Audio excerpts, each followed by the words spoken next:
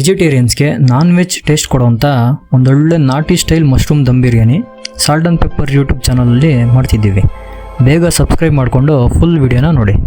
Mushroom ಬಿರಿಯಾನಿಗೆ ಈ ಥರ white button ಮಶ್ರೂಮ್ನ use ಮಾಡ್ತಾ ಇದ್ದೀವಿ.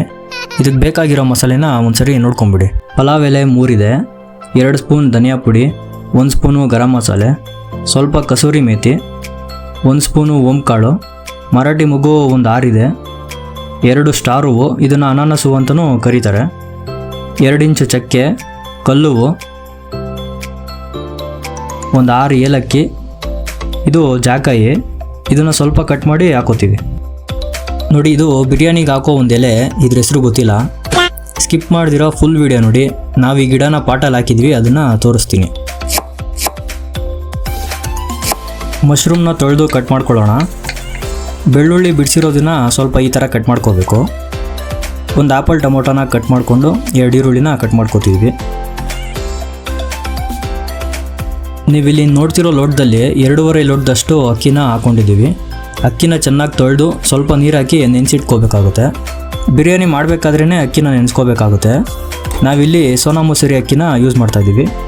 ಬಿರಿಯಾನಿನ ಜೀರಾ ರೈಸಲ್ಲಿ ಕೂಡ ಮಾಡ್ಬೋದು, ಸ್ಮೆಲ್ ತುಂಬ ಚೆನ್ನಾಗಿರುತ್ತೆ. ಈಗ ಸ್ಟವ್ ಮೇಲೆ ಪಾತ್ರೆ ಇಟ್ಟು 150ರಿಂದ 200 ml ಅಷ್ಟು ಅಡುಗೆ ಎಣ್ಣೆನ ಹಾಕೋತಿದ್ದೀವಿ. ಈಗ ಕಾದ ಎಣ್ಣೆಗೆ ಓಂಕಾಳು, ಈ ಮಸಾಲೆ ಐಟಮ್ಸ್ನೆಲ್ಲ ಹಾಕೋತಿದ್ದೀವಿ. ಆಗಲೇ ನಿಮಗೆ ತೋರಿಸಿದ್ನಲ್ಲ ಜಾಕಾಯಿ ಅಂತ, ಅದನ್ನು ಸ್ವಲ್ಪ ಕಟ್ ಮಾಡಿ ಹಾಕೋತಾ ಇದ್ದೀವಿ. ಹಾಗೆ ಕಸೂರಿ ಮೇಥಿ ಸೊಪ್ಪನ್ನು ಹಾಕೊಂಡು ಕಟ್ ಮಾಡಿದಂಥ ಈರುಳ್ಳಿನ ಹಾಕೊಂಡು ಫ್ರೈ ಮಾಡಿ. ಸ್ವಲ್ಪ ಫ್ರೈ ಆದ ನಂತರ ಟೊಮೊಟೊ ಹಾಗೆ ಕಟ್ ಮಾಡಿದಂಥ ಬೆಳ್ಳುಳ್ಳಿನ ಹಾಕೋತಿದ್ದೀವಿ. ಈಗ ಶುಂಠಿ ಬೆಳ್ಳುಳ್ಳಿ ಪೇಸ್ಟ್ನ ಹಾಕೊಂಡು ಫ್ರೈ ಮಾಡಿ. ಈ ಈರುಳ್ಳಿ ಗೋಲ್ಡನ್ ಕಲರ್ ಬರಬೇಕು, ಅಲ್ಲಿವರೆಗೂ ಫ್ರೈ ಮಾಡಬೇಕಾಗುತ್ತೆ.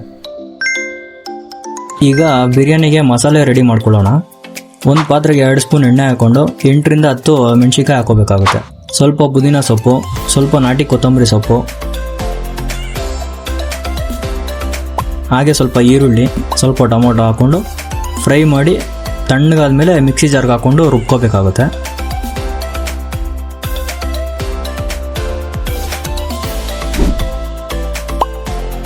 ನೋಡಿ ಎಷ್ಟು ಗ್ರೀನ್ ಆಗಿದೆ, ಇದೇ ಬಿರಿಯಾನಿಗೆ ಕಲರ್ ಕೊಡೋದು.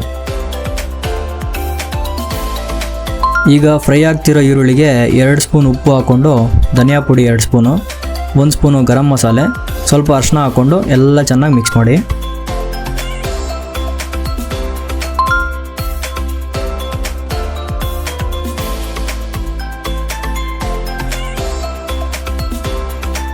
ರುಬ್ಬಿದಂಥ ಮಸಾಲೆನ ಈ ಪಾತ್ರೆಗೆ ಹಾಕ್ಕೊಂಡು ಮಿಕ್ಸಿಲಿ ಉಳಿದಿರೋ ಸ್ವಲ್ಪ ಮಸಾಲೆಗೆ ನೀರನ್ನು ಸೇರಿಸ್ಕೊಂಡು ಇದೇ ಪಾತ್ರೆಗೆ ಸೇರಿಸ್ಕೊತಿದ್ದೀವಿ.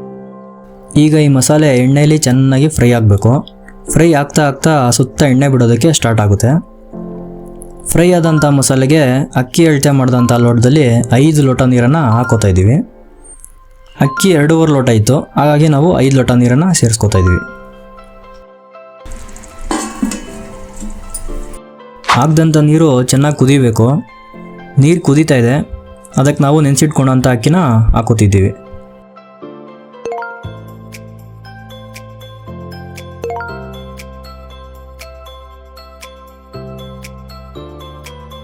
ಅಕ್ಕಿ ಹಾಕಿದ್ಮೇಲೆ ಮಿಕ್ಸ್ ಮಾಡಿ ಸ್ವಲ್ಪ ಹೊತ್ತು ಬಿಟ್ಬಿಡಿ. ಈಗ ಅಕ್ಕಿನೂ ಸಹ ಕುದೀತಾ ಇದೆ. ಈಗ ಇದಕ್ಕೆ ಈ ಪಲಾವ್ ಎಲೆನ ಹಾಕೋಬೇಕಾಗುತ್ತೆ. ಹಾಗೆ ಕಟ್ ಮಾಡಿದಂಥ ಮಶ್ರೂಮ್ನ ಹಾಕೋತಿದ್ದೀವಿ. ಇದೆಲ್ಲ ಹಾಕ್ಕೊಂಡು ಮಿಕ್ಸ್ ಮಾಡಿ. ಆಗಾಗ ಮಿಕ್ಸ್ ಮಾಡ್ತಾ ಇರಬೇಕು, ಇಲ್ಲಾಂದರೆ ಅನ್ನ ಸೀದೋಗ್ಬಿಡುತ್ತೆ. ನೋಡಿ, ಈಗ 3/4 ಭಾಗದಷ್ಟು ನೀರು ಕಡಿಮೆ ಆಗಿದೆ. ಅಕ್ಕಿನೂ 80% ಬೆಂದಿದೆ. ಈಗ ಇದಕ್ಕೆ ಸ್ವಲ್ಪ ತುಪ್ಪ, ಕಾಳು ಮೆಣಸಿನ ಪುಡಿ ಹಾಕ್ಕೊಂಡು ಮಿಕ್ಸ್ ಮಾಡಬೇಕು.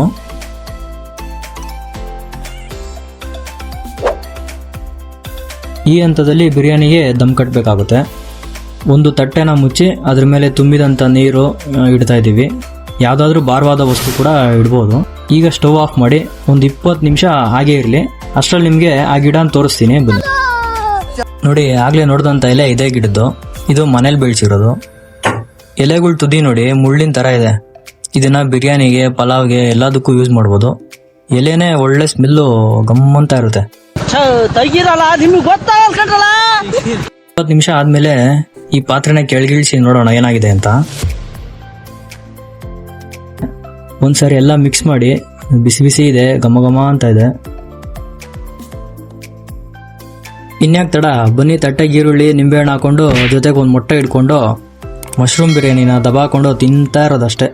ನೀವಿನ್ನೂ ನಮ್ಮ ಚಾನಲ್ನ ಸಬ್ಸ್ಕ್ರೈಬ್ ಮಾಡ್ಕೊಂಡಿಲ್ಲ ಅಂದರೆ ಆದಷ್ಟು ಬೇಗ ಸಬ್ಸ್ಕ್ರೈಬ್ ಮಾಡ್ಕೊಡ್ರಪ್ಪೋ.